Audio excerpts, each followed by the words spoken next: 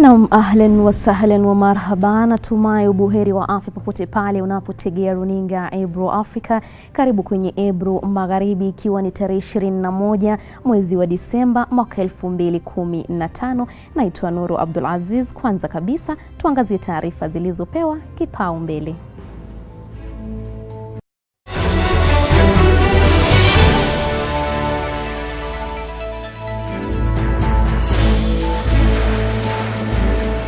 Abiria wawili katika ndege ya Air France iliyolazimika kutua kwa dharura nchini Kenya kufuatia tishio la bomu ikiwa angani wametiwa mbaroni.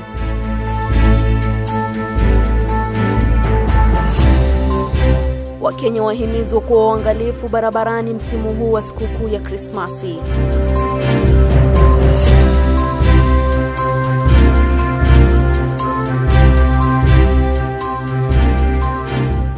Martha Karua amekana madai yaliyochapishwa na gazeti moja kule Uingereza kwamba alipokea hongo ya shilingi milioni 7.5 kutoka kwa kampuni ya kutengeneza tumbaku ya BAT.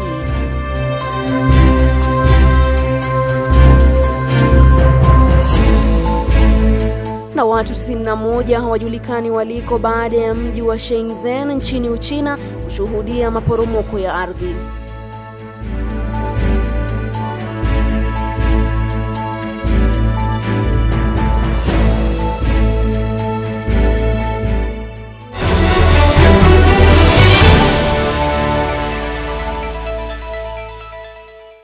Watu wawili wamefariki na wengine watatu kujeruhiwa leo asubuhi baada ya basi walilokuwa wakisafiria kutoka Nairobi kuelekea Mandera kushambuliwa na washukiwa wa kundi la Al-Shabaab. Kisa hicho kilitokea saa 1 asubuhi katikati ya eneo la Dabasiti na Bohol 2. Hii ni kulingana na naibu kamishna wa kaunti ya Mandera, Julius Otieno. Waliojeruhiwa ni dereva na abiria wawili. Wanachama wa Al-Shabaab walitoweka baada ya kutekeleza shambulizi hilo. Naibu kamishna wa kaunti ya Mandera, Julius Otieno, amekanusha taarifa kwamba basi hilo lilitekwa nyara. Lori ambalo lilikuwa nyuma ya basi hilo pia lilishambuliwa. Maafisa wa polisi wanaendelea kuwasaka washukiwa waliotekeleza shambulizi hilo. Shambulizi hilo linajiri mwaka mmoja baada ya basi jingine kushambuliwa Mandera, ambapo watu 28 waliuawa huku wengi wao wakiwa walimu. Aliyekuwa mgombea wa urais katika uchaguzi uliopita, Martha Karua, amekana madai yaliyochapishwa na gazeti moja kule Uingereza kwamba alipokea shilingi milioni 7.5 kutoka kwa kampuni ya kutengeneza tumbaku ya BAT ili kuzuia kampuni nyingine kupata zabuni ya kutoa huduma za teknolojia kwa halmashauri ya utozaji ushuru nchini KRA. Akihutubia wanahabari, Karua amesema kuwa alipokea tu shilingi milioni 2 kutoka kwa mfanyabiashara anayehusishwa na kampuni ya BAT. Ripota wetu Victor Wetende alimfuatilia Karua na kutuandalia taarifa ifuatayo. Taarifa hii iliyochapishwa katika gazeti la Independent kule Uingereza ndio imemtia joto aliyekuwa mgombea wa urais katika uchaguzi uliopita, Martha Karua. Gazeti hilo linadai kwamba Karua alipokea hongo ya shilingi milioni 7.5 kutoka kwa kampuni ya kutengeneza tumbaku ya BAT ili kuhakikisha kwamba kampuni fulani haipati kandarasi ya kutoa huduma za teknolojia kwa halmashauri ya utozaji ushuru nchini KRA. Kwa mujibu wa gazeti hilo, Karua alihakikisha kwamba kampuni fulani haipati zabuni hiyo, maana yake angezuia ile ya BAT kutoza sigara kwa njia isiyo halali. Hata hivyo, kulingana na Karua, hii ni lugha asiyoielewa. The allegation that I or my presidential campaign received a total contribution of 7.5 million shillings and a car is false. Karua ametaka kila chama cha kisiasa kilichoshiriki kampeni za uchaguzi uliopita kufanywa uchunguzi ili kujua kulikotoka pesa za kampeni. I have never in my tenure as a public servant offered or even entertained discussions about influencing any government contracts and or procurement. It bears mentioning that at no time in my public career have I had responsibility over KRA. We've taken it up with them. They have not responded. And as I indicated in my email to him, Honorable Martha Karua reserves the right to pursue the claim in a court of law in the UK, should it become obvious to us that the motive was malicious, that it was not an innocent seeking of information. If we come to the conclusion that the motive behind the publishing of the story without the answers that had been asked was malicious. Wakili wake amekashifu kauli ya baadhi ya viongozi wa Jubilee wanaomrushia cheche za shutuma. So the challenge to the Jubilee majority leader and others is for them to tell us what are they doing as the government in office to clean the environment in which political campaigns are carried out. The narrative that the Jubilee administration is peddling, that we are all corrupt, is sheer fiction. The silent majority of Kenyans are not corrupt. Sakata hii inayomwandama Karua ni siku chache tu baada ya seneta wa Bungoma Moses Wetangula pia kutajwa katika kashfa ya ufisadi iliposemekana kuzuia baadhi ya sheria tata za kuponza BAT kwa waziri wa biashara. Madai dhidi ya wawili hawa yanajiri wakati ambapo wingu la ufisadi linazidi kusomba taifa kwa jumla, huku Wakenya wakizidi kuteta na kuonesha kutoridhika na namna viongozi wanajihusisha na ulaji rushwa. Victor Wetende, Ebru, Magharibi, Nairobi.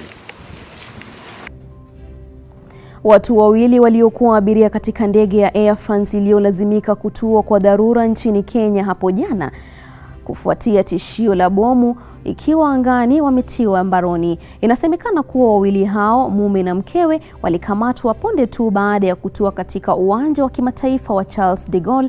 Abiria wengine walisalia nchini Kenya. Kamishna wa kaunti ya Mombasa Nelson Marwa hakuthibitisha ikiwa abiria hao walikuwa wamekamatwa.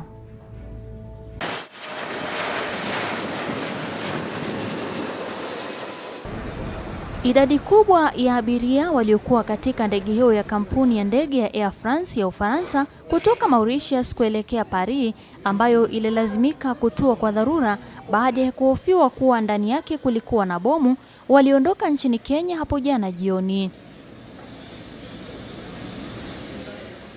Kamishna wa kaunti ya Mombasa Nelson Marwa amesema kuwa abiria hao walitumia ndege nyingine iliyotumwa na shirika la Air France kuwasafirisha hadi Paris. Lakini baadhi ya abiria hao waliokuwa wakihojiwa na mamlaka wamesalia nyuma. Hata hivyo, Marwa hakusema ikiwa wamekamatwa. Shirika la ndege la Ufaransa liliamua ndege hiyo aina ya Boeing 777 kutua Mombasa baada ya abiria mmoja kupata kitu kilichodhaniwa kuwa bomu chooni siku ya Jumamosi na kuwajulisha wahudumu wa ndege. Kitu hicho kilichokuwa na muundo wa bomu lililotengenezwa hakikuwa bomu, na afisa mtendaji wa shirika hilo la ndege la Air France Frederick Gagey katika taarifa yake kwa wanahabari ameongezea kuwa huenda kiliwekwa wakati wa safari hiyo. Bila ya kutoa taarifa zaidi, shirika hilo la ndege limesema linapanga kuchukua hatua kali. Abiria wote 459 pamoja na wahudumu 14 wa ndege hiyo waliokolewa walipotua katika uwanja wa ndege wa kimataifa wa Moi mjini Mombasa. Kitu hicho kilichodhaniwa kuwa bomu kilichukuliwa na wataalamu wa kukagua mabomu. Waziri wa usalama Joseph Nkaiseri amewaambia wanahabari katika uwanja wa ndege wa kimataifa wa Moi mjini Mombasa hapo jana kuwa wamewasiliana na Mauritius kuweza kuchunguza jinsi upekuzi wa kiusalama ulivyofanywa. Katika taarifa iliyowasilishwa na shirika la ndege la Ufaransa, limeamua kuimarisha usalama wao Mauritius baada ya tukio hilo. Nikisonga mbele, jamii ya Wanubi mtaani Kibra imetoa wito kwa serikali ya kaunti ya Nairobi kufanya usafi katika kitongoji hicho. Mwenyekiti wa vuguvugu la haki za jamii ya Wanubi, Shafi Ali Hussein, amesema kuwa atawarai wafanyabiashara wa Kibra dhidi ya kulipa ushuru unaotozwa ikiwa kitongoji hicho hakitafanyiwa usafi. Usafi katika kitongoji hicho umekuwa ukifanywa na huduma ya taifa ya vijana NYS kabla ya kuzuka kwa sakata iliyohusisha kufujwa kwa fedha za huduma hiyo.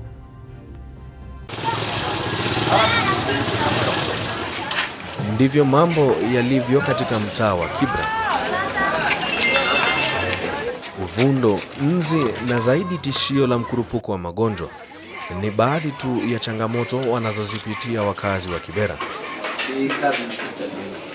Wanubi wanaoishi katika kitongoji cha Kibra wameghadhabishwa na kutozolewa kwa takataka zilizotapakaa kote katika mtaa huo. Akizungumza na wanahabari katika ofisi yake, mwenyekiti wa vuguvugu la haki za jamii ya Wanubi, Shafi Ali Hussein, amesema serikali ya kaunti ya Nairobi ilipaswa kuwajibika na kufanya usafi katika mtaa huo. Shafi aliongeza kwamba ushuru uliotolewa na wakazi hao umetosha kugharamia usafi huo. Na saa hizi nikiwachana, saa hizi nazungumza, naambia bwana Kidero, I'm starting talking to the business people not to pay. They are paying twice a week. So I'm stopping them immediately. Hawa wanasiasa wamekuja wanatudanganya. Sisi wakazi wapo wanatudanganya sana, wanataka kila siku sisi tunawapigia kura, lakini sasa wanakuja wanasema hapana, watakuja kutusaidia. Krismasi ndio imefika. Tutakaa Krismasi hivi tukikaa design kama hii. Ni dhahiri kuwa si Wanubi peke yao walioghadhabishwa na uchafu huo wa hali ya juu. Kwani ni kurogwa hii Kenya ama ni namna gani? Lakini maombi ilikuja John Pope, tunafikiri tulibarikiwa, hakuna kubaraka imekuja. Na akasema mazingira ni kitu ya kwanza. Hasa mazingira gani haya? Mapema mwakani, vijana wa huduma ya taifa kwa vijana NYS ndio waliofanya usafi huo kabla ya kuzuka kwa sakata ya ufisadi katika huduma hiyo. Wakazi hao wametishia kutohusika katika uchaguzi ujao wa mwaka 2017. Ndivyo mambo yalivyosheheni hapa katika mtaa wa Kibra. Mapipa ya takataka yametapakaa kote. Changamoto ni kwa gavana wa kaunti ya Nairobi, Evans Kidero, kuhakikisha kwamba maafisa wake wameweza kuzoa takataka hii na kuitupa kule inakofaa. Brian Malasi nikiripotia Ebru Afrika kutoka hapa Kibra. Kamanda wa trafiki Jacinta Mudhoni amewataka Wakenya kuwa waangalifu barabarani msimu huu wa sikukuu ya Krismasi. Ameyasema haya ikizingatiwa kwamba ajali nyingi hutokea msimu huu, maanake watu wengi husafiri kutoka eneo moja hadi jingine kuadhimisha sikukuu. Ni wakati ambapo watu wengi wako katika shamra za hapa na pale za kuadhimisha sikukuu ya Krismasi. Kunao watakaosherehekea Krismasi mijini na wengine itabidi wasafiri hadi mashinani. La kusikitisha ni kwamba baadhi ya Wakenya huwa hawapati fursa ya kuvuka mwaka kwa sababu wao huhusika katika ajali za barabarani. Ndiyo maana kamanda wa trafiki Jacinta Mudhoni amewataka Wakenya kwa jumla kuwa waangalifu barabarani. Jacinta anadai kwamba ajali zimeongezeka kwa 17% na nyingi zinasababishwa na kupuuza. Mudhoni ametaka kila mtu kuzingatia sheria za barabarani na pia kuwaonya madereva kutoendesha magari wakiwa walevi.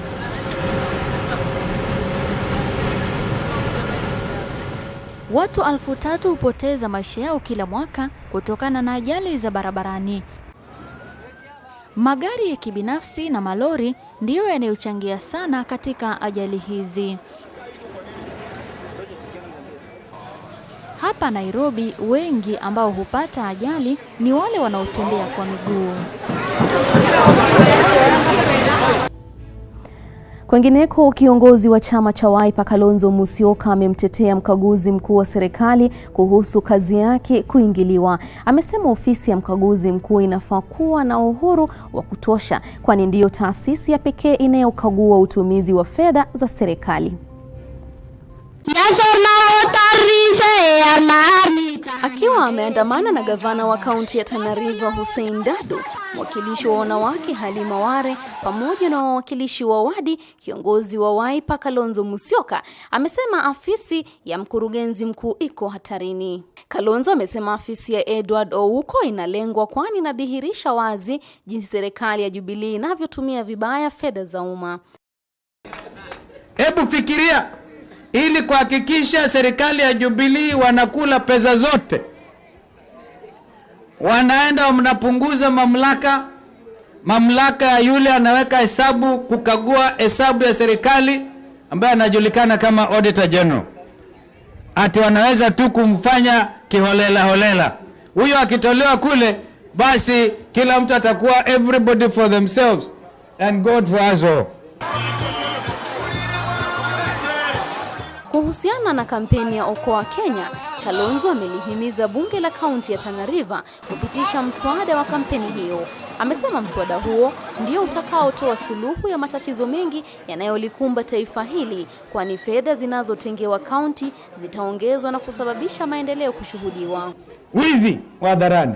Kwa hivyo serikali ya wizi lazima iende nyumbani. Na hatutalala. Wangapi wataendelea kuwa Wiper? Nipe Wiper.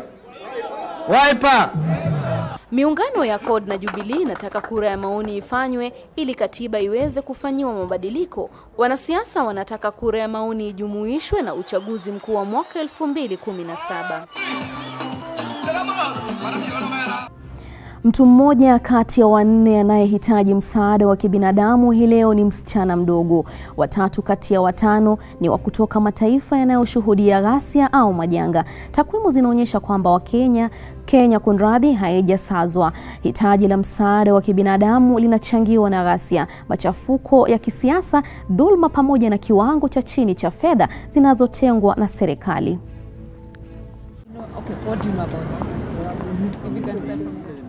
Huku hatua zikiwa zimepigwa kwa muda wa miaka mingi katika kuhakikisha afya pamoja na haki za wasichana wadogo pamoja na wanawake zinalindwa, hitaji la misaada wa kibinadamu limeshinda kiwango cha fedha wanazotengewa. Ripoti ya mwaka huu kuhusu idadi ya watu ulimwenguni inatukumbusha kwamba wanawake wamekuwa kitengwa.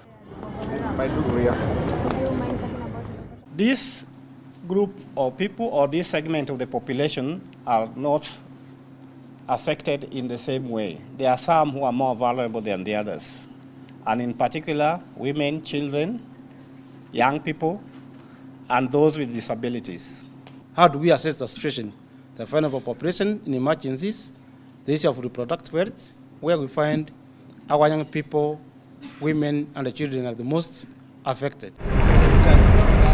Takwimu zaonyesha kwamba athari za hali hiyo zimeanza kushuhudiwa. The cost is not just in the number of women dying while giving birth.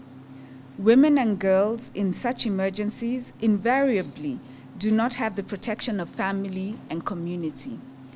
They are constantly in situations that make them vulnerable to sexual violence, unwanted pregnancy, and sexually transmitted infections.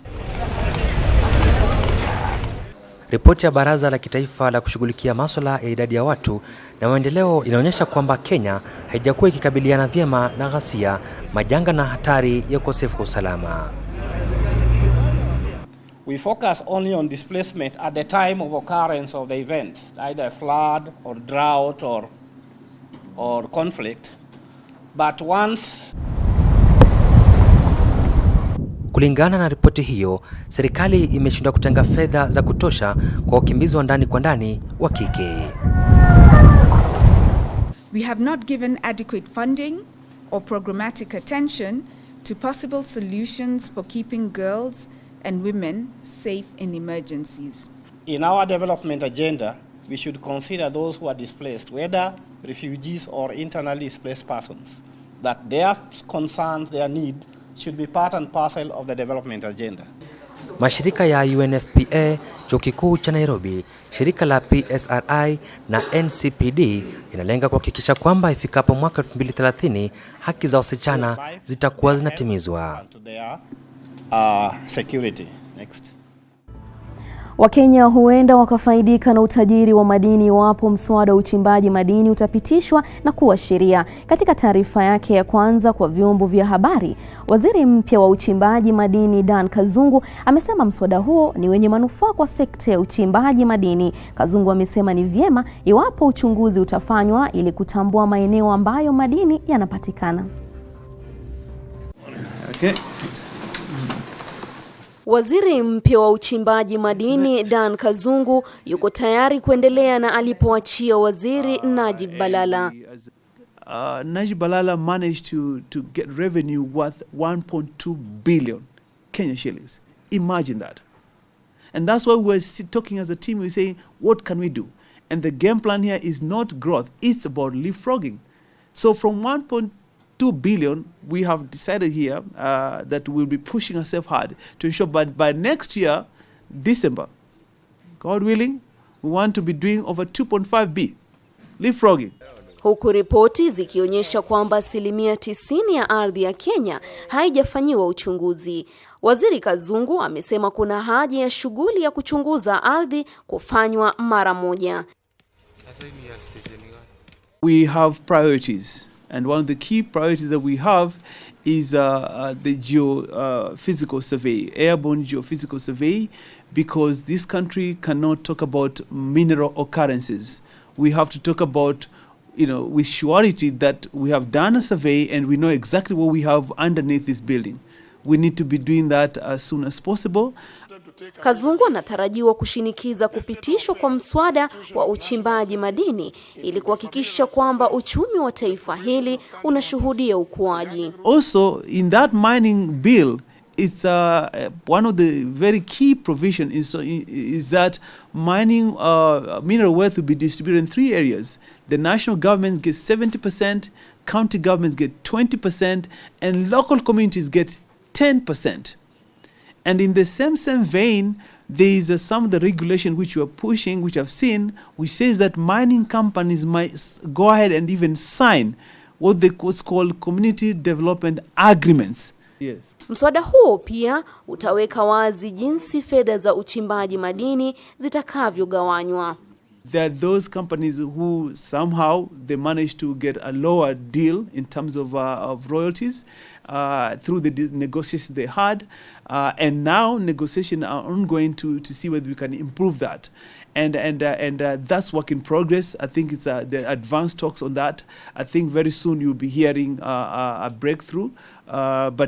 Dan Kazungu ambaye hapo awali alikuwa akihudumu kama mbunge wa Malindi amepata uungwaji mkono mkubwa kutoka kwa wakazi wa eneo bunge lake. Kazungu ni waziri wa kwanza kuchaguliwa kutoka katika eneo hilo. Anything more on that subject right now?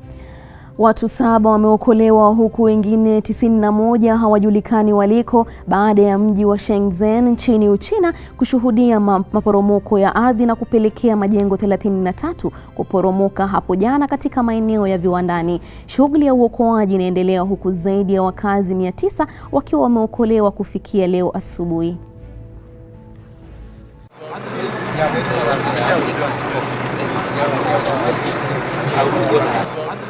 Mamia ya waokoaji wanawatafuta manusura baada ya maporomoko ya ardhi kusababisha majengo 33 kuporomoka katika mji wa Shenzhen ulioko kusini mwa Uchina. Watu 7 wamebahatika kuokolewa kutoka katika vifusi vya majengo hayo huku wakiwa na majeraha madogo, lakini wengine 91 hawajulikani waliko. Miongoni mwao 59 ni wanaume na 32 ni wanawake. Karibu wakazi 900 wameokolewa tangu kutukia kwa janga hilo hapo jana. Inasemekana kuwa kilichosababisha maporomoko ni matope yaliyokusanywa na binadamu na ambayo yalikosa kushikiliwa vyema na hivyo basi kuanguka.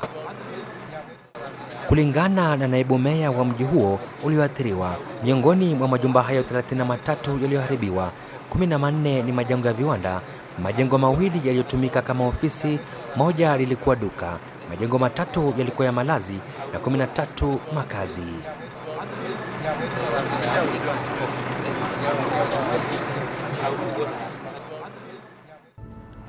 michezoni, rais wa FIFA Sepp Blatter na mwenzake wa shirikisho la soka barani Ulaya UEFA Michel Platini wamepigwa marufuku ya miaka 8 ya kutoshiriki kwa vyovyote masuala ya soka kufuatia uchunguzi wa kimaadili. Wawili hao wamepatikana na hatia ya ukiukaji wa masuala mbalimbali kama vile kashfa ya dola milioni 2, malipo yaliyo rasmi ambazo zilikabidhiwa Platini mwaka 2011. Blatter ambaye amekuwa rais wa FIFA tangu mwaka 1998 na mwenye umri wa miaka 79 tayari ametangaza kujiondoa katika kinyang'anyiro cha kumtafuta rais mpya wakati wa uchaguzi mkuu wa shirikisho hilo mwezi Februari mwakani. Naye nahodha wa zamani wa Ufaransa Platini mwenye umri wa miaka 60 na ambaye alionekana kama kiongozi wa baadaye wa shirikisho hilo amekuwa akipigiwa upatu wa kuchukua mahala pa Blatter katika uchaguzi mkuu. Hata hivyo, Blatter amesema kuwa atakwenda katika mahakama ya masuala ya michezo kukata rufaa. Raia huyu wa Uswizi anasema kuwa malipo hayo yalikuwa ya kazi aliyomfanyia, lakini kamati ya uadilifu na nidhamu ya FIFA imewapata na hatia ya kuwa yalikuwa malipo ya kiinua mgongo.